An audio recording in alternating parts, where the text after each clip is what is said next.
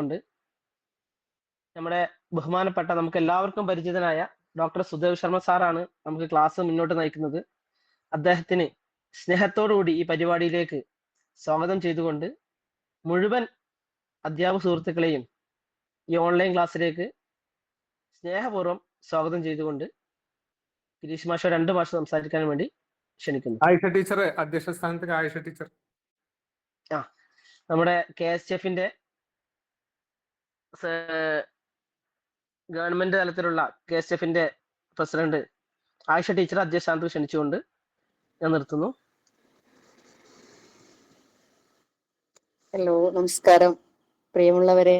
നമ്മളെ KSTF-ന്റെ നല്ലൊരു കാൽവെപ്പുമായിട്ട്, ഒരു ചുവടുവെപ്പുമായിട്ടാണ് നമ്മൾ ഈ 2026 KSTF മുന്നോട്ട് നീങ്ങിക്കൊണ്ടിരിക്കുന്നത്. അപ്പൊ അതിന്റെ കാര്യങ്ങളൊക്കെ നന്നായിട്ട് സമ്പത്ത് മാഷ് പറഞ്ഞു, വിശദമായിട്ട് പറഞ്ഞു.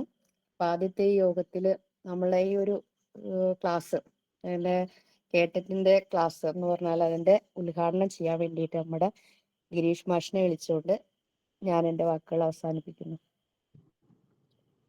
ഞാൻ സമയം കൂടുതൽ കളയുന്നില്ല. എല്ലാവർക്കും നമസ്കാരം. കാര്യങ്ങളൊക്കെ പറഞ്ഞു കഴിഞ്ഞു. ഇനി നമുക്ക് ക്ലാസ് ആരംഭിക്കുകയാണ് വേണ്ടത്. നമ്മുടെ മുമ്പിൽ വളരെ കുറച്ച് ദിവസമേ ഉള്ളൂ. അപ്പോൾ കുറച്ച് ദിവസം ഓൺലൈൻ ക്ലാസ്സും അതിനുശേഷം ഒന്നോ രണ്ടോ ദിവസത്തെ ഓഫ്ലൈൻ ക്ലാസ് കൂടി നടത്താനാണ് ഉദ്ദേശിക്കുന്നത്. അപ്പൊ നിങ്ങളുടെ എല്ലാവരുടെയും അനുവാദത്തോടു കൂടി ഈ ഒരു ക്ലാസ് ഉദ്ഘാടനം ചെയ്തതായി അറിയിക്കുന്നു. ക്ലാസ് എടുക്കുന്നതിന് വേണ്ടി സുദേവ് കൃഷ്ണ ശർമ്മൻ, ഡോക്ടർ സുദേവ് കൃഷ്ണ ശർമ്മൻ, അദ്ദേഹം തിരുവനന്തപുരം ഗവൺമെന്റ് സംസ്കൃത കോളേജിലെ അസിസ്റ്റന്റ് പ്രൊഫസറായി ജോലി ചെയ്യുന്ന ആളാണ്. സുദേവിനെ എല്ലാവർക്കും വേണ്ടി ക്ലാസ് എടുക്കുന്നതിന് വേണ്ടി സ്വാഗതം ചെയ്യുകയാണ്.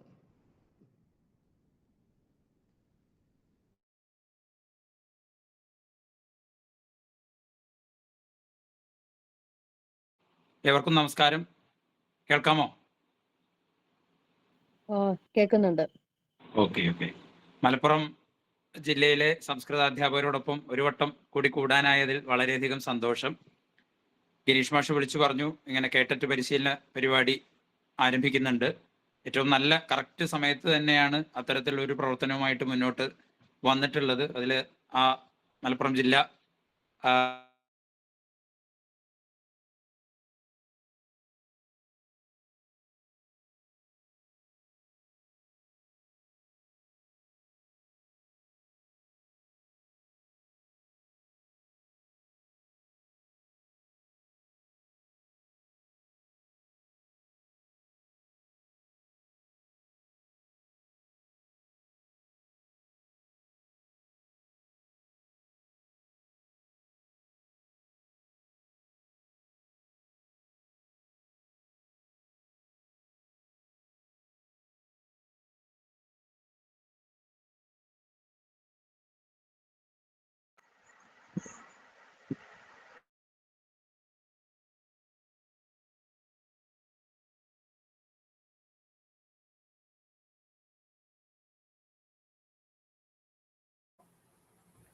കേൾക്കാമല്ലോ അല്ലെ?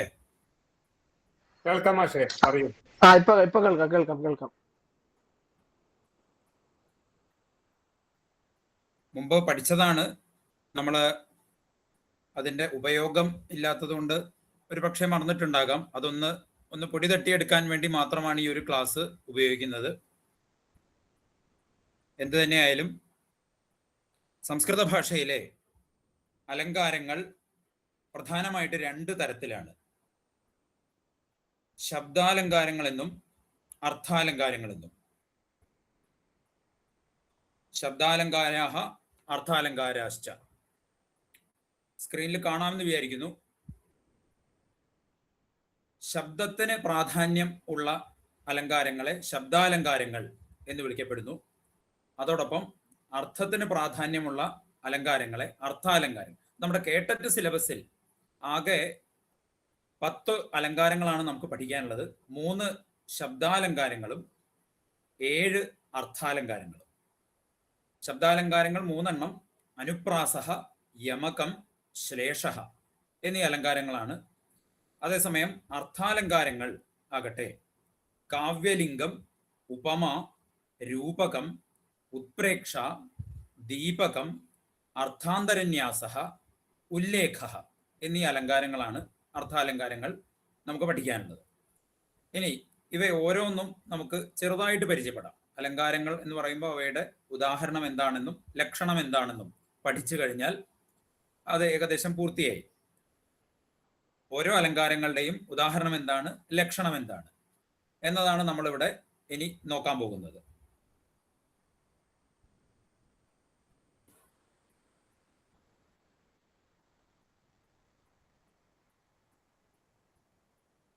ശരി,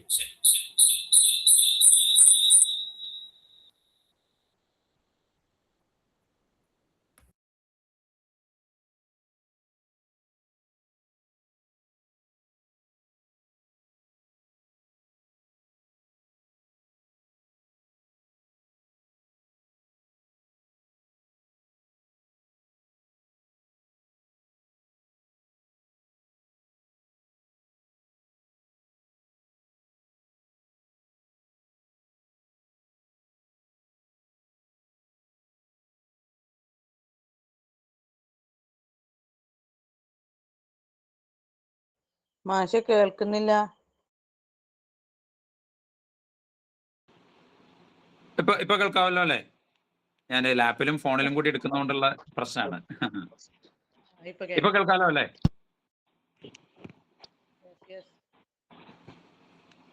ഇപ്പൊ കേട്ടൂടെ? കേൾക്കാം കേൾക്കാം. Okay thank you. ഇടയ്ക്ക് കേൾക്കുന്നില്ലെങ്കിൽ പറയണേ. ശരി. അനുപ്രാസഹ, അനു എന്നുള്ള വാക്കിനർത്ഥം പശ്ചാത്. അപ്പൊ തുടരെ തുടരെ വർണ്ണങ്ങൾക്ക് പ്രാസം, വർണ്ണത്തിന് സമാനത വരിക. ഒരു ചെറിയൊരു ഉദാഹരണം അവിടെ പറയുന്നു. ഏത് ഉദാഹരണം വേണമെങ്കിലും എടുക്കാം. ഒരേപോലെ വർണ്ണങ്ങൾ അടുപ്പിച്ചടുപ്പിച്ച് വർണ്ണങ്ങളുടെ ആവർത്തനം, നമ്മൾ ഇംഗ്ലീഷിൽ റൈമിംഗ് വേർഡ്സ് എന്ന് കുട്ടികളെ പഠിപ്പിക്കുമല്ലോ, അത് തന്നെയാണ് ഇവിടെ അനുപ്രാസം എന്ന അലങ്കാരം കൊണ്ട് ഉദ്ദേശിക്കുന്നത്. ചപല ചരണ ചഞ്ചല ചകോരഹ, ഒരു ചകോര പക്ഷിയെ വിശേഷിപ്പിക്കുകയാണ്. ചപല ചരണനായിട്ടുള്ള ചഞ്ചലനുമായിട്ടുള്ള ചകോരഹ. അപ്പൊ ഇതിനകത്ത് ച എന്ന വർണ്ണം, ലെറ്റേഴ്സ്, ആ വർണ്ണങ്ങൾ മാത്രം ആവർത്തിക്കുമ്പോൾ അനുപ്രാസം എന്ന് പറയുന്നു. അപ്പൊ ഒന്നുകൂടി പറയാം. വർണ്ണസാമ്യം അനുപ്രാസഹ ഇതി തസ്യ ലക്ഷണം. ഏകമുദാഹരണം, ഏത് ഉദാഹരണം വേണമെങ്കിലും ആവാം. നമുക്ക് സാധാരണഗതിയിൽ മൾട്ടിപ്പിൾ ചോയ്സ് ആയിട്ട് താഴെ പറയുന്നവയിൽ ഏതാണ് അനുപ്രാസാലങ്കാരത്തിന്റെ ഉദാഹരണം എന്നായിരിക്കാം. അപ്പോൾ വർണ്ണങ്ങളുടെ ആവർത്തനം ഉണ്ടോ എന്ന് നോക്കുക, അത് അനുപ്രാസത്തിൽ എഴുതുക. അപ്പൊ നമ്മൾ ഒരു ശബ്ദാലങ്കാരം നമ്മൾ പഠിച്ചു കഴിഞ്ഞു. ഇനി അടുത്തതായിട്ട് യമകം എന്ന ശബ്ദാലങ്കാരമാണ് പഠിക്കാൻ പോകുന്നത്. യമകം, യമളം എന്നൊക്കെയുള്ള വാക്കിന്റെ അർത്ഥം രണ്ട് എന്നതാണ്. അതായത് ഒരേ പദം 2-3 വട്ടം ആവർത്തിക്കുക. ഒരുപക്ഷെ ഒരേ അർത്ഥത്തിലാവാം, അല്ലെങ്കിൽ വിഭിന്ന അർത്ഥത്തിലാവാം. ഒരേ പദത്തിന്റെ അല്ലെങ്കിൽ ഒരേ വർണ്ണങ്ങളുടെ കൂട്ടായ്മകൾ വീണ്ടും വീണ്ടും ആവർത്തിക്കുന്നതിനാണ് യമകാലങ്കാരം എന്ന് പറയുന്നത്. ഇവിടെ അതിന്റെ ലക്ഷണം ചെറുതായിട്ട് ഞാൻ കൊടുത്തിട്ടുണ്ട്. അതിന്റെ ഒരു വിശദീകരണമാണ് താഴെ കാണുന്നത്. സമാന ശബ്ദസ്യ പുനരാവൃത്തി ഭിന്നാർത്ഥകത്വേന. ഒരേ ശബ്ദത്തിന്റെ വീണ്ടും വീണ്ടുമുള്ള ആവർത്തനം. ശബ്ദം എന്ന് പറഞ്ഞാൽ വർണ്ണങ്ങളുടെ വർണ്ണമാവാം, വർണ്ണത്തിന്റെ സംഘങ്ങളാവാം, സംഘാതമാവാം. ഇങ്ങനെ ഒരു ഉദാഹരണം പറയുകയാണെങ്കിൽ, ഇപ്പോ കന്യായാഹ കന്യ രമ്യ എന്ന ഒരു ചെറിയൊരു ഉദാഹരണം. അപ്പൊ കന്യ എന്ന പദം അവിടെ ആവർത്തിച്ചു. നേരത്തെ വർണ്ണമാണ് ആവർത്തിച്ചത് എങ്കിൽ ഇവിടെ 2 വർണ്ണങ്ങൾ ചേർന്ന ഒരു പദമാണ് ഇവിടെ ആവർത്തിച്ചത്, അല്ലെങ്കിൽ ആ ഒരു ശബ്ദമാണ് ഇവിടെ ആവർത്തിച്ചത്. അപ്പൊ ഇവിടെ ഈ ആദ്യത്തെ കന്യാശബ്ദത്തിന് പുത്രി എന്ന അർത്ഥമാണ്. രണ്ടാമത്തെ കന്യാശബ്ദത്തിന് കുമാരി എന്ന അർത്ഥം. വീണ്ടും വീണ്ടും ആവർത്തിച്ചു വരുന്നിടത്ത് യമകാലങ്കാരം എന്ന് പറയുന്നു. ഇതും ഒരു തരം ശബ്ദാലങ്കാരം തന്നെയാണ്. അടുത്തത് ഒരു പ്രധാനപ്പെട്ട ഒരു ശബ്ദാലങ്കാരമാണ് ശ്ലേഷ. ശ്ലേഷം എന്ന വാക്കിന്റെ അർത്ഥം ഇഴ ചേർന്ന് കിടക്കുന്നത് എന്നതാണ് ആ വാക്കിന്റെ അർത്ഥം. ശ്ലേഷാലങ്കാരം. അവയുടെ ലക്ഷണം ഒന്ന് നോക്കാം. നാനാർത്ഥ സംശ്രയ ശ്ലേഷ വർണ്യാവർണ്യോഭയാശ്രയ. വർണ്ണിക്കേണ്ട വിഷയത്തെ വർണ്യമെന്നും, കവിതയിൽ നമ്മൾ ഒരു സാധനത്തെ വർണ്ണിക്കുകയാണല്ലോ, ഒരു പദാർത്ഥത്തെ അല്ലെങ്കിൽ ഒരു പ്രകൃതി ചിത്രത്തെ അല്ലെങ്കിൽ ഒരു സംഭവത്തെ ഒക്കെ വർണ്ണിക്കുന്നതിനെയാണ് കവിത എന്ന് പറയുന്നത്. അപ്പോൾ വർണ്യത്തിന്റെയും അവർണ്യത്തെയും ആശ്രയിച്ചുകൊണ്ട് ഒരുപാട് അർത്ഥതലങ്ങൾ ഒരേ വരിയിൽ നിന്ന് നേടിയെടുക്കുന്നതാണ് ശ്ലേഷം. ഒരു ഉദാഹരണം പറഞ്ഞാൽ അത് മനസ്സിലാവും. അതിന്റെ വിശദീകരണം ഒന്ന് നോക്കൂ. ഏകേന ശബ്ദേന അനേകാഹ അർത്ഥാഹ ബോധ്യന്തെ. ഒരു ശബ്ദമേ ഉള്ളൂ, അല്ലെങ്കിൽ ഒരു വാക്യം, ആ വാക്യത്തിലൂടെ ഒരുപാട് അർത്ഥങ്ങൾ നമുക്ക് തരുന്നത്. ഇതിനെ ശേഷം പല പല അർത്ഥങ്ങൾ അതിൽ ശ്ലിഷ്ടമായിട്ട് ചേർന്ന് കിടക്കുന്നു എന്നതാണ് അതിന്റെ അർത്ഥം. ഉദാഹരണം നിങ്ങൾക്ക് കാണാം. സർവദോ മാധവ പായാത് സയോ ഗംഗാം അദീധരത്. സർവദോ മാധവ പായാത് സയോ ഗംഗാം അദീധരത് എന്നതാണ് ഇതിന്റെ ഒരു ഉദാഹരണം കൊടുത്തിരിക്കുന്നത്. അപ്പോ ഇവിടെ സർവദാ ഉമാധവ എന്നാണ് പിരിക്കുന്നത്. ആദ്യം നമുക്കൊരു ശ്ലോകം കിട്ടിയാൽ ആദ്യം ചെയ്യേണ്ടത് എന്താണ്? പദച്ഛേദം ചെയ്തു മുൻപേ വിഭക്തികൾ അറിഞ്ഞുടൻ അങ്ങുമിങ്ങും കിടക്കുന്ന പദങ്ങളെ യഥാവിധി ചേരുന്നപടി ചേർക്കുന്നത് അന്വയം പരികീർത്തിതം എന്നാണ് അന്വയം പറഞ്ഞു തരുന്നത്. അപ്പൊ ഇതിനെങ്ങനെ പിരിക്കാം? സർവദാ ഉമാധവ, എല്ലായ്പ്പോഴും ഉമാധവൻ. ഉമാധവ നാമ ഉമായാഹധവ. ഉമാ നാമ പാർവതി, പാർവതിയുടെ ഭർത്താവ്, അതാണ് ഉമാധവൻ. എല്ലായ്പ്പോഴും ഉമാധവനായിട്ടുള്ള പരമശിവൻ പായാത്, നമ്മെ രക്ഷിക്കട്ടെ. സർവദാ ഉമാധവ പരമശിവ പായാത്. എങ്ങനെയുള്ള ഉമാധവൻ? അതാണ് ഇവിടെ വിശേഷാൽ പറയുന്നത്. സ യഹ ഗംഗാം അദീധരത്, യാതൊരുവനാണോ ഗംഗയെ ധരിച്ചത്, തൻ്റെ ജഡാഭാരത്തിങ്കൽ ഗംഗയെ ധരിച്ച ആ ഉമാധവൻ എല്ലായ്പ്പോഴും നമ്മെ രക്ഷിക്കട്ടെ. ഇത് ഒരർത്ഥം. വർണ്ണങ്ങളെ ഈ രീതിയിൽ പിരിച്ചാൽ നമുക്ക് കിട്ടുന്ന അർത്ഥമാണ് ഇപ്പൊ പറഞ്ഞിട്ടുള്ളത്. എന്നാൽ ഇതിനെ മറ്റൊരു തരത്തിൽ കൂടി പിരിക്കാൻ സാധിക്കും. അതാണ് ശ്ലേഷാലങ്കാരത്തിന്റെ പ്രത്യേകത. നോക്കൂ, സർവദോ മാധവ. ഇവിടെ ഈ സർവദോ മാധവ എന്നുള്ളത് എന്തായി തീർന്നു? രണ്ട് രീതിയിൽ പിരിക്കുകയാണ്. സർവദഹ മാധവ, സർവം ദദാതി ഇതി സർവദഹ, എല്ലാം തരുന്നവൻ, എല്ലാ അഭീഷ്ടങ്ങളായ വരത്തെയും തരുന്നവൻ. സർവദനായിട്ടുള്ള മാധവൻ പായാത്, രക്ഷിക്കട്ടെ. അപ്പോ നേരത്തെ പറഞ്ഞത് ഉമാധവൻ, അതായത് പാർവതി പതിയായിട്ടുള്ള പരമശിവനെയാണ് നേരത്തെ പറഞ്ഞത് എങ്കിൽ ഇപ്പോൾ ഇതാ പറയുന്നു മാധവൻ. മാ എന്നുള്ള വാക്കിനർത്ഥം ലക്ഷ്മി ഭർത്താവായിട്ടുള്ള, ലക്ഷ്മി പതിയായിട്ടുള്ള മഹാവിഷ്ണുവിനെയാണ് ഇവിടെ ഉദ്ദേശിച്ചത്. അപ്പം നമുക്ക് ഏവർക്കും സംശയം ഉണ്ടാവും, ഗംഗാമതീധരൻ, ഗംഗയെ ധരിച്ചിട്ടില്ലല്ലോ മഹാവിഷ്ണു, പിന്നെ എങ്ങനെ ഇത് ശരിയാവും? അപ്പൊ അവിടെ ആ വാക്കിനെയും മറ്റൊരു തരത്തിൽ പിരിക്കുകയാണ്. എങ്ങനെയാണ്? സഹ യഹ അകം ഗാം, അകത്തെയും ഗാമിനെയും, അകം എന്ന് പറഞ്ഞാൽ പർവ്വതത്തെയും പശുവിനെയും ധരിച്ചവൻ ആരോ, അങ്ങനെയുള്ള ആ മഹാവിഷ്ണു നിങ്ങളെ രക്ഷിക്കട്ടെ. അപ്പൊ ഒന്ന് സർവദാ ഉമാധവ, മറ്റൊരുത്ത് സർവദഹ മാധവ. യഹ ഗംഗാം, ഇത് യഹ ഗംഗാം യോ, അപ്പൊ അകം ഗാം എന്നാവും എന്ന് മാത്രം. അപ്പൊ ഇത്തരത്തിൽ വർണ്ണങ്ങളെ കീറി മുറിച്ച് പലതരത്തിലുള്ള അർത്ഥത്തെ ബോധിപ്പിക്കുന്നതിനെ ശ്ലേഷം എന്ന് പറയും. ശ്ലേഷത്തിന്റെ 2-3 വിഭാഗങ്ങളൊക്കെ ഉണ്ട്, പക്ഷെ അതിലേക്ക് ഞാൻ പോകുന്നില്ല. ഇത് മനസ്സിലായി, ഈ ഒരു ഉദാഹരണവും ഈ ലക്ഷണവും പഠിച്ചു വെക്കുക. ഒന്നും കൂടി പറയാം. നാനാർത്ഥ സംശ്രയ ശ്ലേഷ വർണ്യാവർണ്യോഭയാശ്രയ സർവദോ മാധവ പായാത് സയോ ഗംഗാം അദീധരത് ഇതി. അപ്പം മൂന്നാമത്തെ ശബ്ദാലങ്കാരവും നമ്മൾ ഇവിടെ പഠിച്ചു. അപ്പം ഏതൊക്കെയാണ് ശബ്ദാലങ്കാരങ്ങൾ ഒന്നുകൂടി പറയാം. അനുപ്രാസഃ, യമകം, ശ്ലേഷഃ ഇതി ത്രയഃ ശബ്ദാലങ്കാരാः കേട്ടറ്റ് പരീക്ഷാ മധ്യേ അസ്മാഭിः പഠനീയാः. അനന്തരം അർത്ഥാലങ്കാരാः കെ. ഈ കേട്ടറ്റ് പരീക്ഷയിൽ നമുക്ക് പഠിക്കുന്ന അർത്ഥാലങ്കാരങ്ങൾ ഏതൊക്കെയാണ് ഇനി എന്ന് നമുക്കൊന്ന് നോക്കാം. ഒന്നാമത്തെ പ്രധാനപ്പെട്ട ഒരു അലങ്കാരം എന്ന് പറയുന്നത് കാവ്യലിംഗം അലങ്കാരമാണ്. കാവ്യലിംഗം അലങ്കാരം എന്താണ്? കാവ്യലിംഗാലങ്കാരം നോക്കാം. അവയുടെ ലക്ഷണവും ഉദാഹരണവും ഒന്ന് നോക്കി വെക്കുക. സമർത്ഥനീയസ്യാർത്ഥസ്യ കാവ്യലിംഗം സമർത്ഥനം. സമർത്ഥനീയസ്യാർത്ഥസ്യ കാവ്യലിംഗം സമർത്ഥനം. ഒരു കാവ്യത്തിൽ ഏതർത്ഥത്തിനെയാണോ സമർത്ഥിക്കേണ്ടത്, സമർത്ഥനീയ, അതിനെ സമർത്ഥിച്ചാൽ കാവ്യലിംഗം. അതായത് ഒരു കാരണവും കാര്യവും ഉണ്ടാകുന്നു. ഈ കാരണത്താലാണ് ആ കാര്യം സംഭവിക്കുന്നത് എന്ന് പറഞ്ഞാൽ അവിടെ കാവ്യലിംഗാലങ്കാരം. ഉദാഹരണം പറയുമ്പോൾ മനസ്സിലാവും. കാര്യസ്യ കാരണേന സമർത്ഥനം എന്ന് നമുക്ക് ചെറിയ തോതിൽ അതിനെ വിശദീകരിക്കാം. ഈ ഉദാഹരണം നോക്കിയാൽ മനസ്സിലാവും. ഇതൊക്കെ കുവലയാനന്ദം എന്ന ഗ്രന്ഥത്തിൽ അടിസ്ഥാനപ്പെടുത്തിയിട്ടാണ് സംസാരിക്കുന്നത്. മറ്റ് ചില അലങ്കാര ശാസ്ത്ര ഗ്രന്ഥങ്ങളിൽ അവയിൽ വേറെ ചില ലക്ഷണങ്ങൾ വേറെ രീതിയിലാണ് പറയുന്നത്. കാര്യം ഇത് തന്നെയാണെങ്കിലും ലക്ഷണം പറയുന്ന ഒരു പ്രകാരം വ്യത്യസ്തമാണ്. വ്യത്യസ്തമായ ഉദാഹരണങ്ങളും പറയുന്നുണ്ട്. പക്ഷെ ഏറ്റവും ലളിതമായ ലക്ഷണങ്ങളെ കൊണ്ട് ഈ അലങ്കാരങ്ങൾ നമുക്ക് പഠിപ്പിച്ചു തന്നത് അപ്പയ്യ ദീക്ഷിത എന്ന ആളാണ്. അദ്ദേഹം കുവലയാനന്ദം എന്ന ഗ്രന്ഥത്തിലാണ് ഈ കാര്യങ്ങൾ പറയുന്നത്. ഒരു പക്ഷേ കുവലയാനന്ദസ്യ കർത്താക്കഹ എന്നൊരു ചോദ്യം പ്രതീക്ഷിക്കുകയാണെങ്കിൽ അതിൽ നമ്മൾ എഴുതാം അയ്യപ്പ ദീക്ഷിതരല്ല, അപ്പയ്യ ദീക്ഷിത. ഓക്കെ, അപ്പം തിരിച്ചു വരാം. ഉദാഹരണം ഇവിടെ പറയുകയാണ്, ജിതോസി മന്ദ കന്ദർപ്പ മച്ചിത്തേസ്തി ത്രിലോചനഃ.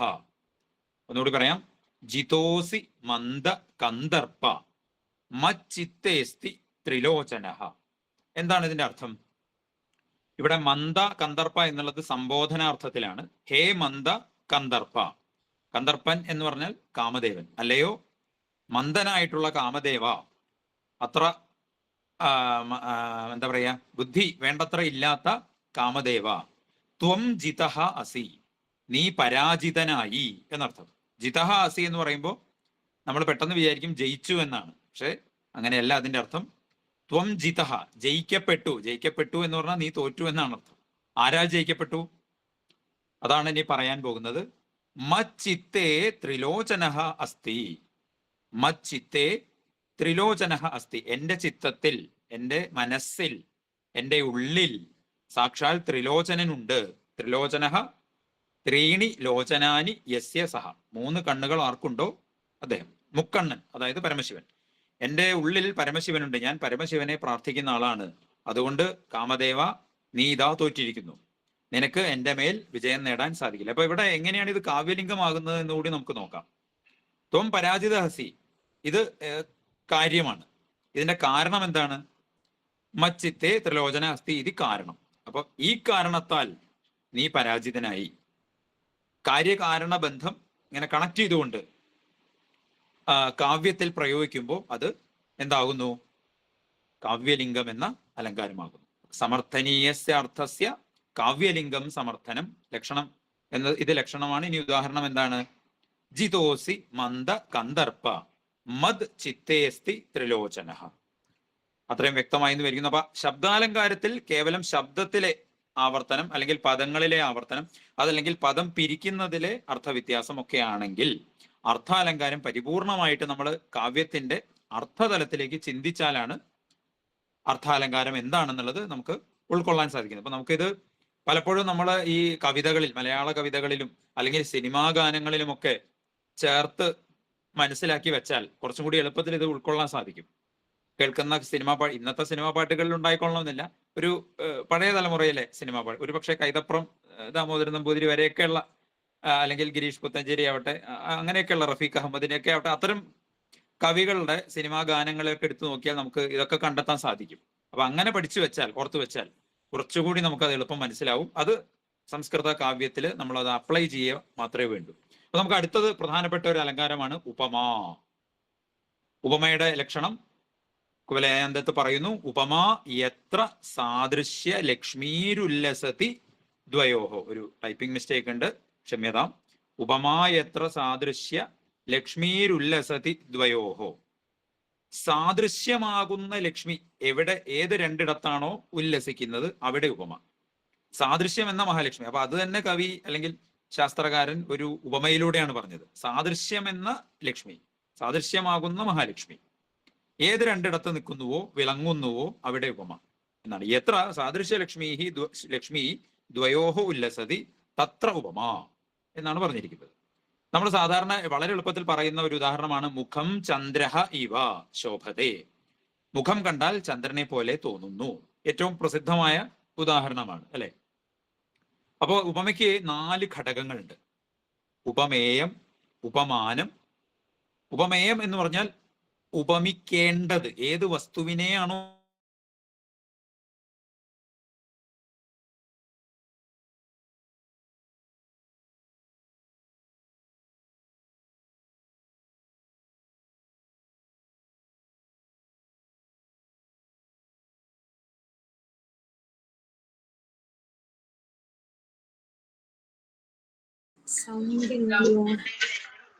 ഇത് മാഷെ കേൾക്കുന്നില്ലല്ലോ.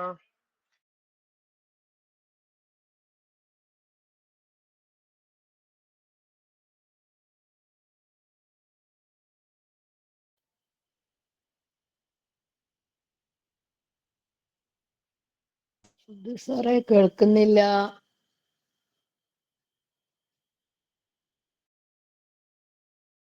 ഒരു കോള് വന്നിരുന്നു, അപ്പൊ കട്ടായതാണ്. ഇപ്പൊ കേൾക്കാലോ അല്ലെ? Okay okay. Okay okay. ഇപ്പൊ ഉപമേയം ഉപമാനം വർണ്ണിക്കേണ്ടത് ഏതിനെ അടിസ്ഥാനപ്പെടുത്തിയാണോ വർണ്ണിക്കുന്നത് അതാണ് രണ്ടെണ്ണം. മുഖം ഉപമേയവും ചന്ദ്രൻ ഉപമ. ഇത് മാറിപ്പോകരുത്. ഒന്ന് ചിന്തിച്ചാൽ നമുക്ക് മനസ്സിൽ ഉറപ്പിക്കാം. പലപ്പോഴും ആ വാക്കുകളുടെ സാമ്യം കൊണ്ട് നമുക്ക് മാറിപ്പോവാൻ സാധ്യതയുണ്ട്. ഉപമേയം ഉപമിക്കേണ്ടത്, ഉപമാതും യോഗ്യം ഉപമേയം. ഈ യാ എന്ന കാരണം വരുന്നത് യോഗ്യാർത്ഥത്തിലാണ്. അപ്പൊ അങ്ങനെ ആലോചിക്കുന്നതായിരിക്കും കുറച്ചുകൂടെ നല്ലത്. ഉപമാനം, മാനം എന്ന് പറയുന്നത് മാനകം എന്ന് പറയുന്നത് അതിന്റെ സ്റ്റാൻഡേർഡാണ്. ചന്ദ്രൻ എന്ന ആളെ സ്റ്റാൻഡേർഡ് ആയിട്ട് എടുത്തിട്ട് അതിനെ വെച്ച് മുഖത്തെ കമ്പയർ ചെയ്യുന്നു. അതാണ് ഉപമാനം. അപ്പൊ ഇവിടുത്തെ ഉപമാവാചകം ഏതായിരിക്കും? ഒന്ന് പറഞ്ഞു നോക്കൂ. ആർക്കെങ്കിലും ഒന്ന് പറയാം. ഉപമാവാചക ഏത് വാചകം വെച്ചിട്ടാണ് ഇവിടെ ഉപമ എന്ന അലങ്കാരത്തെ പ്രതിനിധാനം ചെയ്യുന്നത്? മുഖം ചന്ദ്ര ഇവ ശോഭത എന്ന ഉദാഹരണത്തിൽ ഇവ ഇവ സത്യം. ഇവ എന്നതാണ് ഇതിലെ ഉപമാവാചകം. സാധാരണ ധർമ്മം, അതായത് രണ്ടിടത്തും സാധാരണം എന്ന് വെച്ചാൽ കോമൺ ആയിട്ടുള്ള ധർമ്മം. ഈ രണ്ടിലും കോമൺ ആയിട്ടുള്ളത് ശോഭതേ എന്ന ധർമ്മമാണ്. ഇത് സാമാന്യമായിട്ടുള്ള ഒരു ഉദാഹരണമാണ്. ഇത് നാലും ചേർന്നാൽ അതിനെ പൂർണ്ണോപമ എന്ന് പറയും. ഏതെങ്കിലും ഒന്ന് ഇല്ല എങ്കിൽ ലുപ്തോപമ. ഉദാഹരണത്തിന് സാദൃശ്യലക്ഷ്മീഹി എന്ന വാക്കിൽ സാദൃശ്യമാകുന്ന ലക്ഷ്മി, അതൊരു അലങ്കാര പ്രയോഗമാണ്. അടുത്ത ഒരു ഉദാഹരണം, ഇപ്പൊ ഉദാഹരണത്തിന് വാഗർത്ഥാവിവ സംപൃക്തവും, വാഗർത്ഥം പോലെ ചേർന്ന് കിടക്കുന്ന പാർവതീ പരമേശ്വരവും എന്ന് പറയുമ്പോൾ അവിടെ ഉപമയാണ്. വാഗർത്ഥങ്ങൾ അവിടെ ഉപമേയങ്ങളാണ്. പാർവതീ പരമേശ്വരന്മാരാണ് അവിടെ ഉപമേയങ്ങൾ. കാരണം അവരെയാണ് വന്ദിക്കുന്നത്.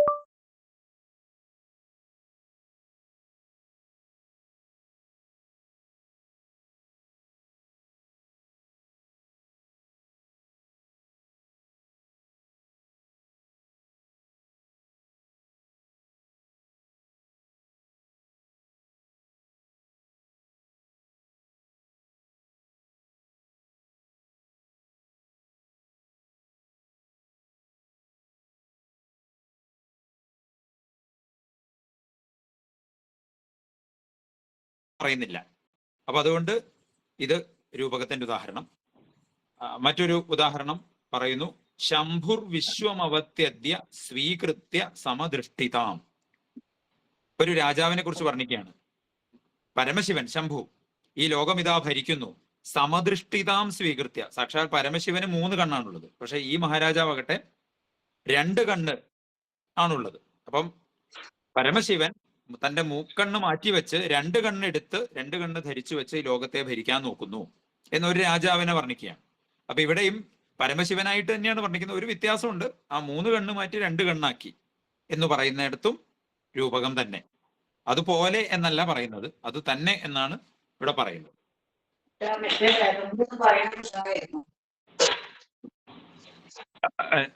എന്താണ് ടീച്ചറെ?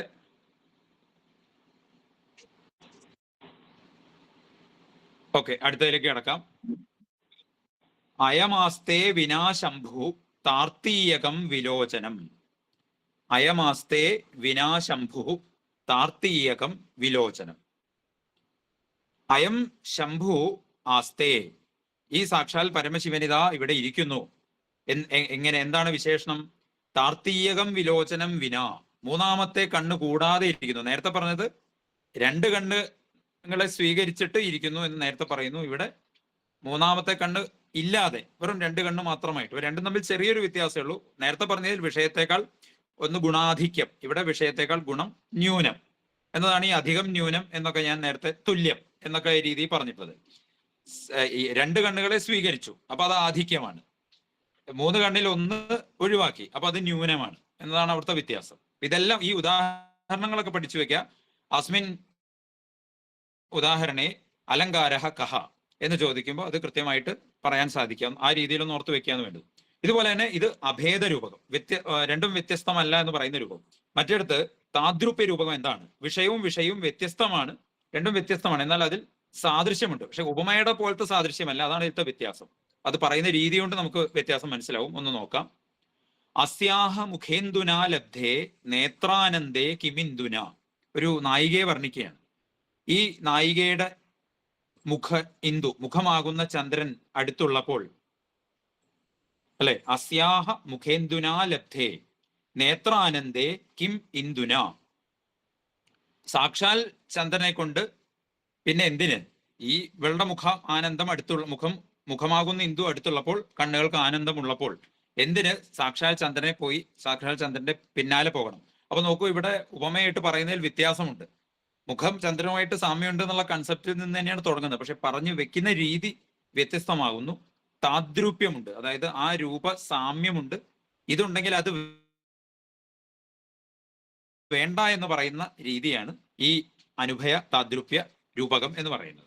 അപ്പൊ ഇവിടെ വിഷയവും തുല്യമാണ്, ഒരേ ഗ്രേഡിലാണ് പറഞ്ഞിരിക്കുന്നത്. ഇനി വിഷയത്തെക്കാൾ വിഷയം കുറഞ്ഞിരിക്കുന്നത് ന്യൂന താദ്രൂപ്യത്തിന്റെ ഉദാഹരണമാണ്. സാധ്വീയം അപരാലക്ഷ്മീഹി, ഇത് മറ്റൊരു മഹാലക്ഷ്മിയാകുന്നു. ഒരു നായികയെ വർണ്ണിക്കുകയാണ്, ഇത് മറ്റൊരു മഹാലക്ഷ്മി. അപരാലക്ഷ്മീഹി യം സാധ്വി അപരാലക്ഷ്മീഹി. എന്താണ് വിശേഷം? എന്താണ്? അസുധാസാഗരോദിത. മഹാലക്ഷ്മി പാലാഴിയിൽ നിന്ന് വന്നു എന്നതാണ് പുരാണ പ്രസിദ്ധമായിട്ടുള്ള കഥ. സുധാസാഗരത്തിൽ നിന്ന് ഉദിച്ചവളാണ്. പക്ഷെ ഈ സാധ്വിയാകട്ടെ, ഈ നായികയാവട്ടെ, അസുധാസാഗരോദിത, പാൽക്കടലിൽ നിന്ന് വരാത്ത മറ്റൊരു മഹാലക്ഷ്മിയാണ് ഇവൾ എന്ന് വർണ്ണിക്കുമ്പോൾ അത് ന്യൂന താദ്രൂപ്യ രൂപകം എന്ന് പറയുന്നു. അതുപോലെ അടുത്തൊന്ന് അധിക താദ്രൂപ്യ രൂപകം. വിഷയത്തെക്കാൾ വിഷയക്ക് ഗുണം ആധിക്യം വരുമ്പോൾ ഉള്ളതാണ് അധിക താദ്രൂപ്യം. നോക്കാം. അയം കളങ്കിനശ്ചന്ദ്രാൻ മുഖചന്ദ്രോതിരിച്യതേ. ചന്ദ്രന് കളങ്കമുണ്ട്, നമുക്കറിയാം. ആ മാനിന്റെ ആകൃതിയിലുള്ള ഗർത്തങ്ങൾ, അല്ലെ, അത് ചന്ദ്രന്റെ കളങ്കമാണ്. എന്നാൽ ഈ മുഖചന്ദ്രൻ കളങ്കിയായ ചന്ദ്രനെ, അല്ലെ, അതിവർത്തിക്കുന്നു. അയം കളങ്കിനഃ ചന്ദ്രാൻ, അയം മുഖചന്ദ്രഃ കളങ്കിനഃ ചന്ദ്രാൻ അതിരിച്യതേ. ഈ മുഖചന്ദ്രൻ കളങ്കിയായ ചന്ദ്രനെ അതിവർത്തിക്കുന്നു. അപ്പൊ ഇവിടെ അധിക താദ്രൂപ്യ രൂപം. അപ്പൊ രൂപകം 2 വിധത്തിൽ, അനുഭയമെന്നും അഭേദമെന്നും താദ്രൂപ്യമെന്നും. ഇവ ഓരോന്നും 3 വിധത്തിൽ. അനുഭയം അധികം ന്യൂനം, അനുഭയം അധികം ന്യൂനം. അപ്പൊ അങ്ങനെ രൂപകത്തിന് 6 എണ്ണമുണ്ട്. ഉപമയുള്ള വ്യത്യാസം എന്താണെന്ന് വെച്ചാൽ, ഇത് ഈ മുഖം ചന്ദ്രൻ തന്നെ എന്ന് പറയുന്നതിന് രൂപകം എന്ന് പറയുന്നു. മുഖം ചന്ദ്രനെ പോലെ എന്ന് പറഞ്ഞാൽ അതിന് ഉപമ എന്നും പറയുന്നു. ഞാൻ വേഗത്തിൽ പറയുന്നത് സമയപരിമിതി കൊണ്ടാണ്. വിശദമായിട്ട് വേണമെങ്കിൽ നമുക്ക് മറ്റൊരു ക്ലാസ്സും കൂടി എടുക്കാം. ഈ 10 അലങ്കാരങ്ങളും തീർക്കണം എന്നുള്ളതുകൊണ്ടാണ് കുറച്ച് വേഗത്തിൽ പോകുന്നത്. അടുത്ത മറ്റൊരു പ്രധാനപ്പെട്ട അലങ്കാരം ഉത്പ്രേക്ഷ എന്നതാണ്. ഉത്പ്രേക്ഷ എന്ന് പറയുമ്പോൾ നമ്മൾ പഠിച്ചിട്ടുണ്ട്, സംഭാവന സ്യാദ് ഉത്പ്രേക്ഷ, ഭാവിക്കുകയാണ്. ഇവ തമ്മിലുള്ള സാമ്യം ഉണ്ടോ ഇല്ലയോ എന്ന് നമ്മൾ ശങ്കിക്കുകയാണ്. അങ്ങനെയാണോ എന്ന് തോന്നുന്നു എന്നൊക്കെ പറയുമല്ലോ. സംഭാവന സ്യാദ് ഉത്പ്രേക്ഷ വസ്തു ഹേതു ഫലാത്മന. ഒരു കാര്യം ഉപമയുടെ സമയത്ത് നമ്മൾ പറഞ്ഞു. ഓക്കെ, ഉത്പ്രേക്ഷയില് സംഭാവന സ്യാദ് ഉത്പ്രേക്ഷ വസ്തു ഹേതു ഫലാത്മന. ഉത്പ്രേക്ഷ എന്ന് പറയുന്നത് സംഭാവന തന്നെയാകുന്നു. അങ്ങനെയാണോ അല്ലയോ എന്ന ഒരു ചിന്ത മാത്രമാണ്. അപ്പൊ പലപ്പോഴും ശങ്കിക്കുന്നു എന്ന് ഞാൻ ശങ്കിക്കുന്നു എന്നൊക്കെ പറയുന്നിടത്താണ് ഇപ്പൊ മുഖം ചന്ദ്ര ഇതി ശങ്കേ, ഈ മുഖം സാക്ഷാൽ ചന്ദ്രൻ തന്നെയാണോ എന്ന് ഞാൻ ശങ്കിക്കുന്നു എന്ന് പറയുമ്പോൾ അവിടെ ഉത്പ്രേക്ഷയാണ്. ഈ ഉത്പ്രേക്ഷ 3 തരത്തിലുണ്ട്. വസ്തു ഉത്പ്രേക്ഷ, വസ്തുവിനെ ഉത്പ്രേക്ഷിക്കുക. ഹേതു ഉത്പ്രേക്ഷ, കാരണത്തെ ഉത്പ്രേക്ഷിക്കുക. ഫലോത്പ്രേക്ഷ, ഫലത്തെ ഉത്പ്രേക്ഷിക്കുക. വസ്തു ഹേതു ഫല, ഇതാണ് ഇവിടെ ലക്ഷണത്തിൽ പറഞ്ഞത്. സംഭാവന സ്യാദ് ഉത്പ്രേക്ഷ വസ്തു ഹേതു ഫലാത്മന. വസ്തു ഹേതു ഫലം എന്നിങ്ങനെ ഉത്പ്രേക്ഷ 3 വിധത്തിലുണ്ട്. സംഭാവനം ചെയ്യുക, അതാണ് ഭാവിക്കുക. അതാണോ എന്ന് ഭാവിക്കുക, ഇതിനെയാണ് ഉത്പ്രേക്ഷ എന്ന് പറയുന്നത്. ഇവ ഓരോന്നിന്റെ ഉദാഹരണം പെട്ടെന്ന് ഒന്ന് നോക്കിപ്പോവാം. നോക്കൂ, ധൂമസ്തോമം തമശങ്കേ. കവി പറയുകയാണ്, തമസ്സിനെ ഞാൻ ശങ്കിക്കുന്നു, ഇരുട്ടിനെ ഞാൻ ശങ്കിക്കുന്നു. എന്തായിട്ട് ശങ്കിക്കുന്നു? കോകീ വിരഹ ശുഷ്മണാം, ചക്രവാക പക്ഷികളുടെ വിരഹശുഷ്മാക്കളുടെ വിരഹാഗ്നിയുടെ ധൂമസ്തോമത്തെ. അതായത് ചക്രവാക പക്ഷികൾ പകൽ ഒരുമിച്ച് നിൽക്കുകയും രാത്രിയിൽ ഇണ പിരിഞ്ഞാണ് അവർ നിൽക്കുന്നത്. പിന്നെ അടുത്ത പ്രഭാതത്തിലെ ഇണകൾ തമ്മിൽ കണ്ടുമുട്ടുന്നുള്ളൂ. അപ്പോൾ രാത്രിയിൽ മുഴുവൻ അവർ ഏകാക്കിമാരായിട്ട് തൻ്റെ പ്രിയതമയെ കുറിച്ച് അല്ലെങ്കിൽ പ്രിയതമനെ കുറിച്ച് ചിന്തിച്ചിരിക്കുകയാണ്. അവരുടെ വിരഹാഗ്നിയുടെ പുകപടലത്തെ ഞാൻ ഇരുട്ടായിട്ട് ശങ്കിക്കുന്നു. ഒരു കാമുക ഭാവത്തിലുള്ള ഒരു നായകൻ പറയുകയാണ്, ധൂമസ്തോമം തമശങ്കേ കോകീ വിരഹ ശുഷ്മണാം. അർത്ഥം വ്യക്തമായി എന്ന് വിചാരിക്കുന്നു. അടുത്തതിലേക്ക് പെട്ടെന്ന് പോവുകയാണ്. അപ്പൊ ഇരുട്ടിനെ വർണ്ണിക്കുകയാണ്. അപ്പോൾ നായകന്റെ അവസ്ഥയുമായിട്ട്, നായകൻ അത്തരത്തിൽ വിരഹാവസ്ഥയിൽ ആയതുകൊണ്ട് അതിന് കൂടുതൽ ഒരു അലങ്കാരികത വരുന്നു എന്ന് മാത്രം. അടുത്ത നോക്കൂ, അനുക്ത വിഷയ. അപ്പോ വിഷയം നേരിട്ട് പറയുകയാണ് ഇവിടെ, ഇരുട്ടിനെ വർണ്ണിക്കുന്നു. നേരത്തെ വിഷയം നേരിട്ട് പറയാത്തതിനെയാണ് അനുക്ത വിഷയം എന്ന് പറയുന്നത്. ഇപ്പൊ ഇവിടെ നോക്കാം, ലിംബദീവ തമോങ്കാനി, അങ്കാനി തമഹ ലിംബദീവ. ശരീരത്തിൽ, എൻ്റെ അവയവത്തിൽ ഇരുട്ട് മേല് വന്ന് പൂശുകയാണോ എന്ന് തോന്നുന്നു. അവിടെ ഇവ എന്ന് പ്രയോഗിച്ചിട്ടുണ്ട്, പക്ഷെ ഉപമാവാചക ശബ്ദമായിട്ട് നമുക്ക് തോന്നുമെങ്കിലും ഉപമയല്ല അവിടെ, അല്ലെ?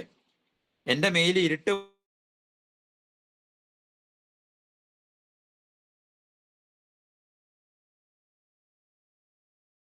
വർഷതീവ അഞ്ജനം നഭഃ, നഭഃ അഞ്ജനം വർഷതി ഇവ. നഭസ് എന്ന് വെച്ചാൽ ആകാശം. ആകാശം അഞ്ജനത്തെ, കൺമഷിയെ വർഷിക്കുകയാണോ എന്ന് തോന്നുന്നു. അപ്പൊ നഭഃ അഞ്ജനം വർഷതി ഇവ തമഹ അങ്കാനി ലിംബതി ഇവ. അതായത് ഇരുട്ടിന്റെ വ്യാപനം എന്ന വിഷയത്തെ പറയാതെ പറഞ്ഞു, അതുകൊണ്ടാണ് അനുക്ത വിഷയ എന്ന് പറഞ്ഞത്. അപ്പോ വസ്തുത്പ്രേക്ഷ 2 വിധത്തിൽ. ഉക്ത വിഷയം നേരിട്ട് പറഞ്ഞുകൊണ്ട്, അതായത് ഇവിടെ തമസ് എന്ന തമസ്സിനെ ശങ്കിക്കുന്നു എന്ന് പറയുന്നതിലൂടെ തമസ് വേണം. മറ്റേത് തമോ വ്യാപനം എന്ന വിഷയത്തെ പറഞ്ഞിട്ടില്ല.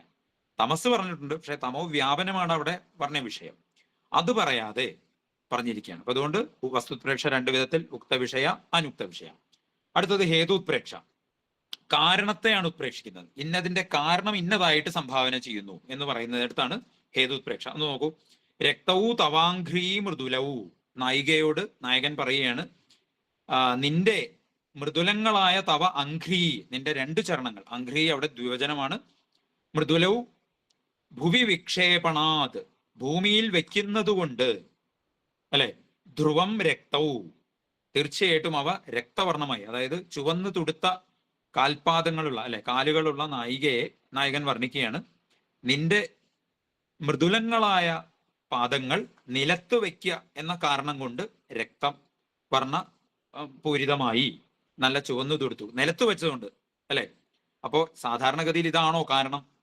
മറ്റെന്തോ കാരണവശാൽ, വിരഹപാരവശ്യം കൊണ്ടോ മറ്റോ നായിക ചുവന്നു തൊടുത്ത്, കാലുകൾ ചുവന്നു തൊടുത്താണ്, അല്ലെങ്കിൽ സൗന്ദര്യാതിരേകം കൊണ്ടോ.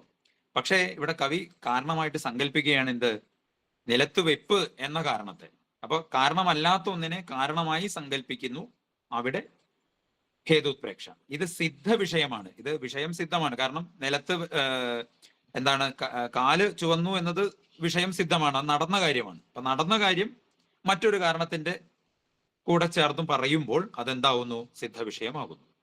മറ്റൊന്ന് അസിദ്ധ വിഷയ ഹേതുത്പ്രേക്ഷ. ഇത് സിദ്ധമല്ലാത്ത വിഷയത്തെ അതിന്റെ കാരണത്തെ കവി സ്വതന്ത്രമായി മറ്റൊരു കാരണമായിട്ട് ചേർത്ത് പറയാണ്. നോക്കൂ, ത്വന്മുഖാഭേച്ഛയാ നൂനം പത്മൈർ വൈരായതേ ശശി. ത്വന്മുഖാഭേച്ഛയ, നിന്റെ മുഖ സൗന്ദര്യം ലഭിക്കുവാൻ വേണ്ടി, നിന്റെ മുഖ സൗന്ദര്യ പ്രാപ്തിക്ക് വേണ്ടി ആണ് ശശി ചന്ദ്രൻ പത്മങ്ങളോട്, താമരകളോട് വൈരം പുലർത്തുന്നത്, ശത്രുത പുലർത്തുന്നത്. അപ്പൊ ചന്ദ്രൻ പത്മങ്ങളോട് ശത്രുത പുലർത്തുന്നുണ്ടോ എന്ന് ചോദിച്ചാൽ ഇല്ല, അല്ലെ? ചന്ദ്രനും താമരയുമായിട്ട് യാതൊരു വിധത്തിൽ ശത്രുതയുമില്ല. പക്ഷെ കവി വിഭാവനം ചെയ്യാണ്. അതുകൊണ്ടാണ് ഇതിനെ അസിദ്ധ വിഷയമായിട്ട് പറയുന്നത്.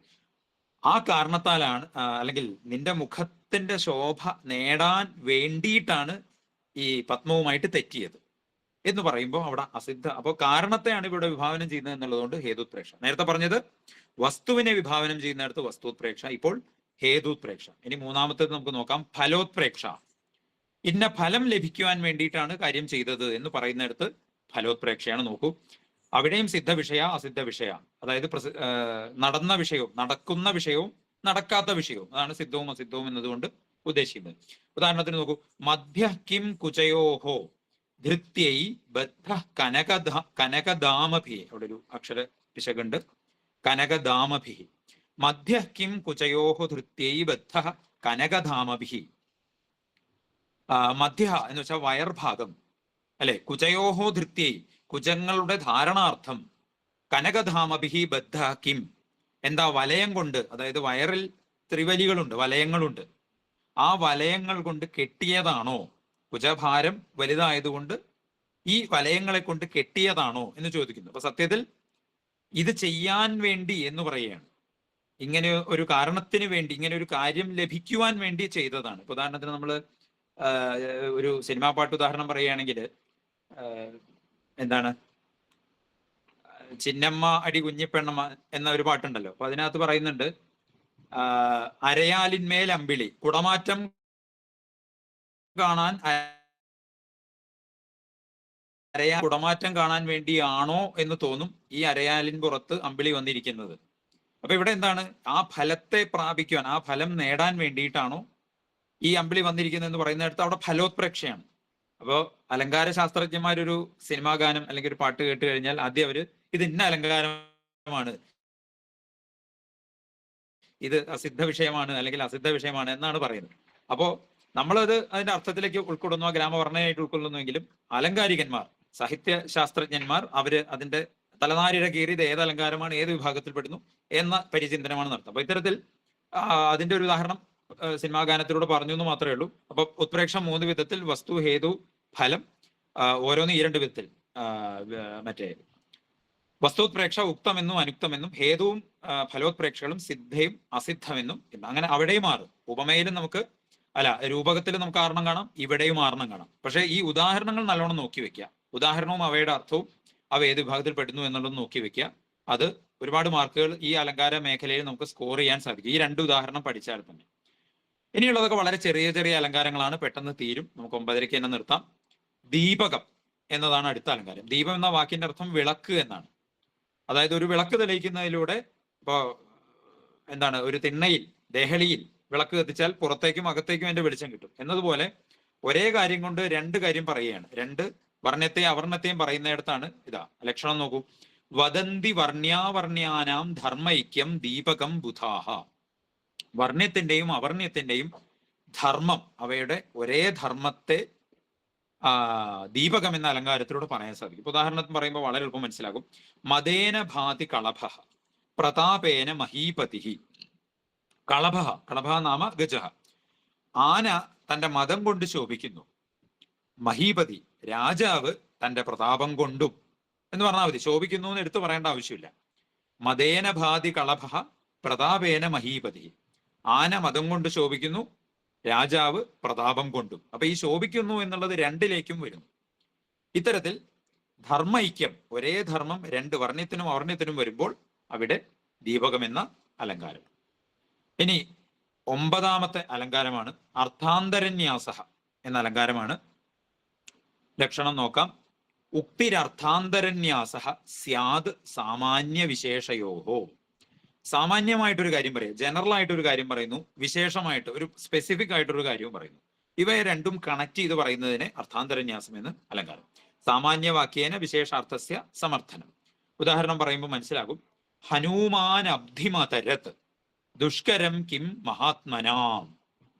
ഹനുമാൻ അബ്ധിം അതരത്, ഹനുമാൻ സാഗരത്തെ തരണം ചെയ്തു എന്നാണ് ഇവിടെ പറയുന്നത്. ഹനുമാൻ കടല് കടന്നു, കടല് ചാടി കിടന്നു. അപ്പൊ അവിടെ ഒരു ജനറൽ സ്റ്റേറ്റ്മെന്റ് പറയുകയാണ്, ദുഷ്കരം കിം മഹാത്മനാം, മഹാത്മാക്കൾക്ക് ദുഷ്കരമായിട്ട് എന്താണുള്ളത്.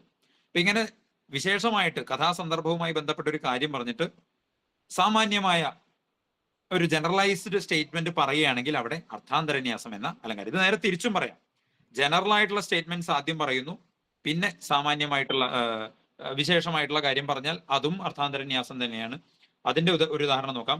ഗുണവദ് വസ്തു സംസർഗാത് യാതി സ്വൽപോപി ഗൗരവം. അവിടെ ഒരു 2 വരി ടൈപ്പ് ചെയ്യാൻ വിട്ടുപോയിട്ടുണ്ട്. പുഷ്പമാലാനുഷങ്കേണ സൂത്രം ശിരസി ധാര്യതേ എന്നാണ്. എന്താണ് ഇവിടെ പറയുന്നത്? ഗുണവദ് വസ്തു സംസർഗാത്, ഗുണമുള്ള വസ്തുവിനോടൊപ്പം ചേരുമ്പോൾ. നമ്മൾ മലയാളത്തിൽ ഇത് ഒരു പഴഞ്ചൊല്ലായിട്ട് പറയും, മുല്ലപ്പൂമ്പൊടി ഏറ്റുകിടക്കും കല്ലിനുമുണ്ടാം സൗരഭ്യം എന്ന് കുഞ്ചൻ നമ്പ്യാർ പറഞ്ഞ കാര്യം തന്നെയാണ്. പുഷ്പമാലാനുഷങ്കേന സൂത്രം ശിരസി ധാര്യത. ഗുണമുള്ള വസ്തുവിന്റെ സംസർഗം നിമിത്തം ആ സംസർഗമുള്ള ഗുണമില്ലാത്ത വസ്തുവിനും ഗൗരവം യാതി, അതിനെയും ആളുകൾ ബഹുമാനിക്കും. എന്താണ് ഇവിടെ ഉദാഹരണം പറഞ്ഞിരിക്കുന്നത്? പുഷ്പമാലയോട് ചേർന്ന് കിടക്കുന്നതല്ല. പുഷ്പമാല അതായത് പൂമാല നമ്മൾ കോർക്കുന്നത് ഒരു ചരടെടുത്ത് പൂക്കൾ അതിൽ കോർത്തുകൊണ്ടാണ്. അപ്പൊ പൂമാലയിൽ പൂക്കളോട് ചേർന്ന് കിടക്കുന്നതിനാൽ അതിൻ്റെ ഉള്ളിലെ ചരടും ആളുകൾ ശിരസിൽ ധരിക്കുന്നു, തലയിൽ കൊണ്ട് നടക്കുന്നു. പുഷ്പമാലാനുഷങ്കേണ സൂത്രം ശിരസി ധാര്യത. ഇപ്പോ മേഘസന്ദേശത്തിലൊക്കെ പ്രസിദ്ധ ഉദാഹരണം ഉണ്ടല്ലോ. അതായത് യാഞ്ചാമുഖ വരമധിഗുണേ നാഥമേ ലബ്ധകാമ. അധമനോട് അല്ലെ അല്ലെങ്കിൽ മറ്റൊരിടത്ത് കാമാർത്താഹി പ്രകൃതി കൃപണാഹ ചേതനാ ചേതനേഷു. മേഘത്തോട് യക്ഷൻ ചോദിക്കുന്നു, എന്ത്, ഒന്ന് സന്ദേശവാഹകനായിട്ട് പോകാൻ സാധിക്കുമോ എന്ന് ചോദിക്കും. ഇപ്പം ചോദിക്കുകയാണ്, മേഘത്തിന് ഇതെല്ലാം കൊണ്ടുപോയി കൊടുക്കാനുള്ള കഴിവുണ്ടോ എന്ന് ചോദിക്കുമ്പോൾ അവിടെ കവി ജനറലൈസ്ഡ് സ്റ്റേറ്റ്മെന്റ് ആയിട്ട് പറയുകയാണ്, പ്രണയവിരഹ കാതരന്മാര് ഈ അചേതനമാണോ ചേതനമാണോ, ജീവനുള്ളതാണോ ജീവനില്ലാത്തതാണോ എന്നൊന്നും ആലോചിക്കുകയില്ലല്ലോ എന്ന് പറയുന്നിടത്ത് അർത്ഥാന്തരന്യാസം എന്ന അലങ്കാരമാണ്. അപ്പൊ അർത്ഥാന്തരന്യാസത്തിന്റെ ലക്ഷണം ഒന്നുകൂടി പറയാം. ഉക്തിരർത്ഥാന്തരന്യാസ സ്യാദ് സാമാന്യ വിശേഷയോഹോ. ഇത് സാമാന്യത്തിൽ നിന്ന് വിശേഷമായിട്ടും വിശേഷത്തിൽ നിന്ന് സാമാന്യമായിട്ടും ഉണ്ട്. അവയുടെ ഒരു വിശേഷത്തിൽ നിന്ന് സാമാന്യമായിട്ട് പറയുന്ന ഉദാഹരണമാണ് ഹനുമാൻ അബ്ധിമതരത് ദുഷ്കരം കിം മഹാത്മന. ഹനുമാൻ സാഗരം തരണം ചെയ്തു, മഹാത്മാക്കൾക്ക് ദുഷ്കരമായിട്ടൊന്നുമില്ലല്ലോ എന്ന് പറയുന്നിടത്ത് അർത്ഥാന്തരന്യാസം. അതുപോലെ തന്നെ തിരിച്ച് സാമാന്യമായ കാര്യം പറഞ്ഞിട്ട് വിശേഷത്തിലേക്ക് കിടക്കുമ്പോൾ അതിന് ഉദാഹരണമാണ് ഗുണവദ് വസ്തു സംസർഗാത് യാതി സ്വൽപോപി ഗൗരവം. ഗുണവത്തായിട്ടുള്ള വസ്തുക്കളോടൊപ്പം ചേരുമ്പോൾ സ്വൽപ്പനായിട്ടുള്ള അല്പമാത്ര പ്രസക്തിയുള്ള സാധനം പോലും ഗൗരവം യാതി, അവയ്ക്ക് വളരെയധികം പ്രാധാന്യം ലഭിക്കുന്നു. ഉദാഹരണം പുഷ്പമാലാനുഷങ്കേന, പുഷ്പമാലയിൽ ചേർന്ന് കിടക്കുന്നത് കൊണ്ട് മാത്രമാണ് സൂത്രം ശിരസി ധാര്യത, ചരടിനെ നമ്മൾ തലയിൽ അണിയുന്നത്. വെറുതെ ഒരു ചരട് ആരും തലയിൽ കെട്ടില്ല അല്ലെ. പൂമാലയിൽ ഉള്ള ആ ചരട് മാത്രമാണ് തലയിൽ വെക്കാൻ ആളുകൾ മുതിരുന്നത്. അപ്പോ അർത്ഥാന്തരന്യാസം എന്ന അലങ്കാരവും അവിടെ നമ്മൾ പറയുന്നു. ഇനി ഏറ്റവും അവസാനമായിട്ട് 10ാമത്തെ അലങ്കാരം, അർത്ഥാലങ്കാരത്തിൽ 7ാമത്തേതും ആകെ ഉള്ളതിൽ 10ാമത്തേതും ഉല്ലേഖ എന്ന അലങ്കാരമാണ്. ഉല്ലേഖം ഒരേ വർണ്ണ്യ വിഷയത്തെ പലരുടെ കാഴ്ചപ്പാടിൽ നോക്കിക്കാണുന്നതിനെയാണ് ഉല്ലേഖം എന്ന് പറയുന്നത്.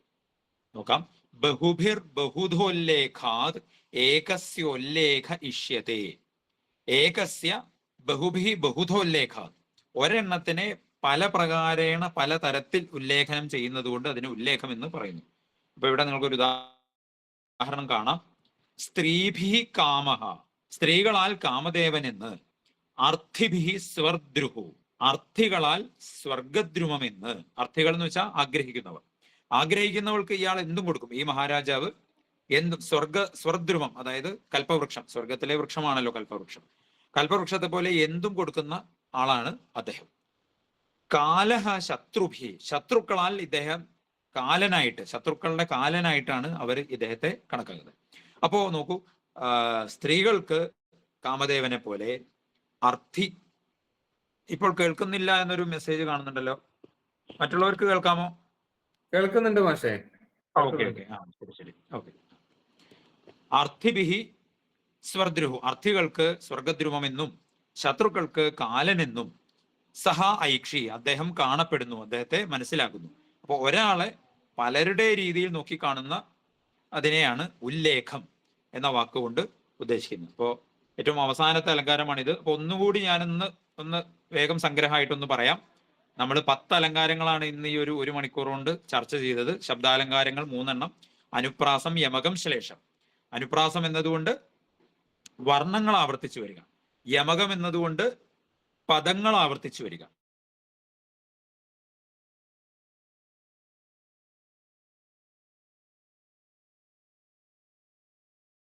രജനീകരവക്ത്രവൃതേ സുനയന വിഭ്രമര ഭ്രമര ഭ്രമര ഭ്രമര ഭ്രമരാഭിഹത്തെ എന്ന രീതിയിലൊക്കെ പദങ്ങൾ സ്വതസംഘാതം ആവർത്തിച്ച് വരുന്നിടത്ത് യമകാലങ്കാരം എന്ന് പറയുന്നു.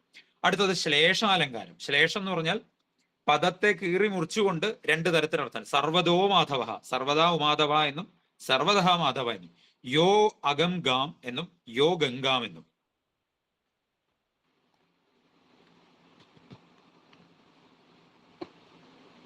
ഓക്കെ, അപ്പോ കാണാമല്ലോ അല്ലെ, ഞാൻ പ്രസന്റേഷൻ ഒന്ന് നിർത്തിയതാണ്.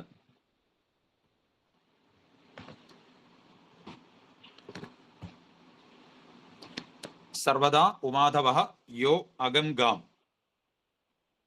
എന്നത്. ഇനി അർത്ഥാലങ്കാരങ്ങൾ 7 എണ്ണമാണ് നമ്മൾ പഠിച്ചത്. കാവ്യലിംഗം, ഉപമ, രൂപകം, ഉത്പ്രേക്ഷ, ദീപകം, അർത്ഥാന്തരന്യാസ, ഉല്ലേഖ.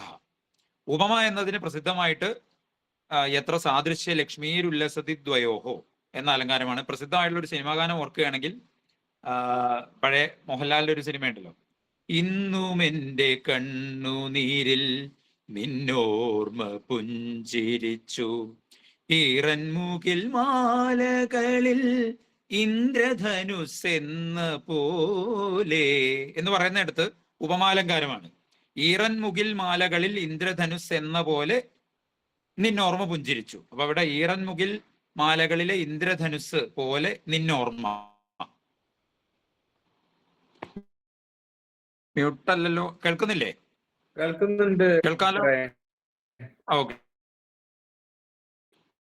ഇവിടെ ഉപമാ അലങ്കാരമാണ് അർത്ഥാലങ്കാരം. പക്ഷെ ശ്രദ്ധിച്ച് നോക്കിയാൽ മനസ്സിലാവും, അവിടെ അനുപ്രാസം എന്ന അലങ്കാരമുണ്ട്. ഇന്നും എൻ്റെ കണ്ണുനീരിൽ നിന്നോർമ്മ. അപ്പൊ എന്ന എന്നുള്ള ദ്വിതീയാക്ഷരപ്രാസം അവിടെ വന്നു. ഈറൻമുകിൽ മാലകളിൽ ഇന്ദ്രധനുസ് എന്ന പോലെ ഈ എന്ന ആദ്യാക്ഷരപ്രാസം 3ഉം 4ഉം വരികളിൽ വന്നു. അപ്പോ ഒരേപോലെ ശബ്ദാലങ്കാരവും ഉണ്ട് അർത്ഥാലങ്കാരവും ഉള്ള വരികളാണ് ശ്രീകുമാരൻ തമ്പി ഈ സർവകലാശാല എന്ന് പറഞ്ഞ ഈ സിനിമയിലെ ഈ ഗാനത്തിൽ എഴുതി. അപ്പോ ഇതിലെല്ലാം ഉണ്ട്, ഉപമയുണ്ട്, ഉപമാനമുണ്ട്, സാധാരണ ധർമ്മമുണ്ട്, ഉപമാചമുണ്ട്. പരീക്ഷയ്ക്ക് ഇതെല്ലാം നമ്മൾ എഴുതി വെക്കേണ്ടതെന്നുള്ളതുകൊണ്ട് ഞാൻ അധികം അതിലേക്ക് പോകുന്നില്ല. പലപ്പോഴും നമ്മൾ ക്ലാസ്സുകളിൽ ഈ സിനിമാ പാട്ടുകളൊക്കെ ഉദാഹരണം പറയുമ്പോൾ പേപ്പറിൽ അത് മാത്രമേ ഉണ്ടാവുള്ളൂ, സാക്ഷാൽ ഉദാഹരണം ഉണ്ടാവില്ല. അപ്പൊ അതുകൊണ്ട് ഇനിയും നിങ്ങൾ കവിതകളോ സിനിമാ പാട്ടുകളൊക്കെ കാണുമ്പോൾ അവയിൽ ഏതാണ് അലങ്കാരം എന്നൊന്ന് ആലോചിച്ച് നോക്കുമ്പോൾ നമുക്കിത് വളരെ എളുപ്പത്തിൽ മനസ്സിലാകും. അത്ര ബുദ്ധിമുട്ടുള്ള ഒരു കാര്യമല്ല. സാഹിത്യത്തിലെ ഉദാഹരണത്തിലേക്ക് കണക്ട് ചെയ്ത് പഠിച്ചു വെച്ചാൽ പരീക്ഷയിലേക്ക് നമുക്ക് കൂടുതൽ. രൂപകം എന്ന് പറയുമ്പോൾ മുഖം ചന്ദ്രൻ തന്നെ എന്ന് പറയുന്നിടത്ത് രൂപകം, മുഖം ചന്ദ്രനെ പോലെ എന്ന് പറയുമ്പോൾ അവിടെ ഉപമ. കാവ്യലിംഗം എന്ന് പറഞ്ഞാൽ കാരണത്തെ നമ്മൾ കാര്യത്തെ പറയുന്നു, അത് കാരണത്തിലൂടെ സമർത്ഥിക്കുന്നു, അത് കാവ്യലിംഗ അലങ്കാരം. ജിതോസി മന്ദ കന്ദർപ്പ മച്ചിത്തേസ്തി ത്രിലോചന, അല്ലയോ കന്ദർപ്പ നീ പരാജിതനായിരിക്കുന്നു കാരണം എൻ്റെ മനസ്സിൽ പരമശിവനുണ്ട് എന്ന് പറയുന്നത്. അതുപോലെ രൂപകം നമ്മൾ പറഞ്ഞു, താദ്രൂപ്യമെന്നും അഭേദമെന്നും 2 തരത്തിൽ. ഇവ ഓരോന്നും 3 തരത്തിൽ. അനുഭയം, തുല്യം അഥവാ ന്യൂനം അധികം. അപ്പൊ 3, 2, 6 തരത്തിൽ രൂപകം. ഉത്പ്രേക്ഷയും 3 തരത്തിൽ, വസ്തു, ഹേതു, ഫലം. ഇവ ഓരോന്നും സിദ്ധം അസിദ്ധം എന്ന് ഹേതുവും ഫലവും 2 തരത്തിൽ. അതുപോലെ തന്നെ വസ്തുത്പ്രേക്ഷ, ഉക്തവും അനുക്തവും എന്ന് 2 തരത്തിൽ. അതായത് മുഖം ചന്ദ്രനാണോ എന്ന് ഞാൻ ശങ്കിക്കുന്നു എന്ന് പറയുന്നിടത്ത് ഉത്പ്രേക്ഷയാകുന്നു. അതുപോലെ ദീപകം, 2 ധർമ്മങ്ങൾ, 2 വ്യത്യസ്തമായ ധർമ്മത്തെ ഒന്നാക്കി ഐക്യമായിട്ട് പറയുമ്പോൾ, ധർമ്മൈക്യം ആയിട്ട് പറയുമ്പോൾ അത് ദീപകമാണ്. മതേന ഭാതി കളഭ പ്രതാപേന മഹീപതി. മതം കൊണ്ട് ആന ശോഭിക്കുന്നു, മഹാരാജാവ് പ്രതാപം കൊണ്ടും. അവസാനമായിട്ട് പറഞ്ഞത് അർത്ഥാന്തരന്യാസം എന്ന അലങ്കാരമാണ്. സാമാന്യം കൊണ്ട് വിശേഷത്തെ പറയുകയും വിശേഷം കൊണ്ട് തിരിച്ച് സാമാന്യത്തെ പറയുമ്പോഴും ഉക്തിരർത്ഥാന്തരന്യാസ സ്യാദ് സാമാന്യ വിശേഷയോഹം. അവസാനമായിട്ട് ഉല്ലേഖാലങ്കാരം. ഒരു കാര്യത്തെ ഒന്നിനെ മറ്റു പലതിലൂടെയും നോക്കിക്കാണുമ്പോൾ, മറ്റു പല രീതിയിലും ഉല്ലേഖനം ചെയ്യുമ്പോൾ അത് ഉല്ലേഖമാവുന്നു. സ്ത്രീഭി കാമഹ അർത്ഥിഭി സ്വർദ്രുഹു കാലഹ ശത്രുഭിരൈക്ഷിസഹ എന്നതാണ് അവയുടെ ഉദാഹരണം. ഇപ്പോൾ ഒന്ന് ഓടിച്ച് വേഗത്തിൽ പറഞ്ഞു പോയതാണ്. എന്തെങ്കിലും ഇതിൽ സംശയം ഉണ്ടെങ്കിൽ ചോദിക്കാം. അറിയുന്നത് ഞാൻ ഇപ്പൊ പറഞ്ഞുതരാം, അല്ലെങ്കിൽ നോക്കി വെച്ചിട്ട് ഞാൻ പറയുകയും ചെയ്യാം. എവിടെയെങ്കിലും എന്തെങ്കിലും മനസ്സിലാവാത്തതുണ്ടെങ്കിൽ ചോദിച്ച ഒരു 3 മിനിറ്റ് ഡിസ്കഷന് വെക്കാമെന്ന് തോന്നുന്നു. എന്തെങ്കിലും മനസ്സിലാവാത്തതുണ്ടെങ്കിൽ ചോദിക്കാം.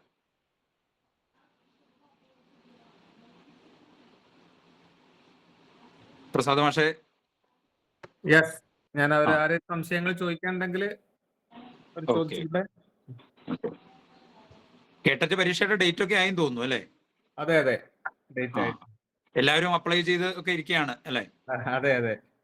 ഇതിപ്പോ ടീച്ചേഴ്സിന് വേണ്ടി മാത്രമുള്ള കേട്ടറ്റാണെന്ന് തോന്നുന്നു അല്ലേ? അല്ലല്ല, ഇത് ജനറൽ ആണ്. അപ്ലൈ ചെയ്തിട്ടുണ്ട്. ഓക്കെ, അത് ടീച്ചേഴ്സിനെ വേറെ വിളിക്കും തോന്നുന്നു അല്ലേ? പറഞ്ഞ് കേൾക്കുന്നുണ്ട്, ആയിട്ടില്ല. ശരി ശരി. എന്തായാലും ഇപ്പൊ ഇന്ന് ജോയിൻ ചെയ്തവർക്കും മലപ്പുറത്തെ നമ്മുടെ കുടുംബാംഗങ്ങൾക്കും ഒക്കെ തന്നെ കേട്ടറ്റിൽ ഉന്നത വിജയം കരസ്ഥമാക്കാൻ സാധിക്കട്ടെ. അവരുടെ മറ്റു തിരക്കുകൾക്കിടയിൽ പഠിക്കുകയായതുകൊണ്ട് അതിന് വേണ്ട രീതിയിലുള്ള വിജയം ഉണ്ടാവട്ടെ. അവരുടെ ജോലിയിൽ അതിന് യാതൊരു പ്രശ്നവും ഇല്ലാതിരിക്കട്ടെ എന്നും കൂടി പ്രാർത്ഥിക്കുകയാണ്. എന്തായാലും എല്ലാവരും ഒരിക്കൽ കൂടി കാണാൻ സാധിച്ചതിൽ, നിങ്ങളോടൊപ്പം ചേരാൻ സാധിച്ചതിൽ വളരെ സന്തോഷം. പിന്നെ ഒരു അവസരം തന്ന ഗിരീഷ് സാറ്, പ്രസാദ് സാറ്, എല്ലാം നമ്മുടെ കൂട്ടായ്മയിലെ എല്ലാവർക്കും ഒരിക്കൽ കൂടി നന്ദി പറയല്ല, സ്നേഹം അറിയിക്കുന്നു. ഇവിടെ ഒരാൾ കേട്ടിട്ട് എഴുതാതിരിക്കുന്നുണ്ട്, ശ്രീജയ്ക്ക് എഴുതണമല്ലോ. അതെ, ശൈലജ ടീച്ചറെ ഉണ്ടെങ്കിൽ ജോയിൻ ചെയ്യണേ. ശൈലജ ടീച്ചറെ നമസ്കാരം. നമസ്കാരം സുധീർ, നമസ്കാരം. വളരെയധികം സന്തോഷം നമ്മുടെ ഈ കുടുംബത്തിന്റെ കൂടെ ഒരു വൈകുന്നേരം ഇങ്ങനെ സുധീറിനെ കിട്ടിയതില്ല. ഞങ്ങൾ അങ്ങോട്ടല്ലേ താങ്ക്സ് പറയേണ്ടത്. പഴയ ഒരു കോളേജ് ക്ലാസ്സിലേക്ക് തിരിച്ചു പോയ ഒരു പ്രതീതി. അത് മാത്രല്ല, അത് ഞാൻ മര്യാദക്ക് കോളേജിൽ പോയിട്ടൊന്നും പഠിച്ചിട്ടില്ല. ആകെ +2ന്റെ എക്സാം എഴുതാൻ വേണ്ടിയിട്ട് ഇങ്ങനെ തന്നെ പഠിച്ചതാണ്. അപ്പൊ അതിനൊരു അവസരം തന്നല്ലേ, അത് സുധേവിന്റെ ക്ലാസ്സിൽ തന്നെ ഇരിക്കാൻ പറ്റിയൊരു സന്തോഷം. പിന്നെ അത് മാത്രല്ല, നമ്മുടെ KSTFന്റെ ജില്ലാ വാർഷികം ശനിയാഴ്ച ആയിരുന്നേ. അത് കഴിഞ്ഞ ഉടനെയുള്ള തിരിച്ചു യാത്രയിൽ പ്ലാൻ ചെയ്തതാണ്. ഗിരീഷ് മാഷും പ്രസാദ് മാഷൊക്കെ കൂടി കേട്ടിട്ട് നമ്മുടെ അധ്യാപകർക്ക് ഇങ്ങനെ ഒരു ക്ലാസ് കൊടുക്കണമെന്ന്. അപ്പൊ ശുഭസ്യ ശീഘ്രം എന്ന് പറഞ്ഞ പോലെ അത് എത്രയും പെട്ടെന്ന് ഏറ്റവും ആപ്റ്റായ ആളെ തന്നെ ഏൽപ്പിച്ച് അങ്ങോട്ട് തുടങ്ങുകയും ചെയ്തു. അതെന്തായാലും വളരെ നല്ലൊരു കാര്യമായി. അത് മാത്രല്ല, സുധേവിന് സമയമില്ലാത്തതുകൊണ്ടാണ്. നമുക്ക് എല്ലാവർക്കും സുധേവിനെ അറിയാം. സമയം ഉണ്ടായിരുന്നെങ്കിൽ കൂടുതൽ പാട്ടുകൾ പാടിയും കുറച്ചും കൂടി കവിതകളൊക്കെ ഉൾപ്പെടുത്തി അലങ്കാരത്തിന് ക്ലാസ് അടിപൊളിയാക്കി തന്നേനെ.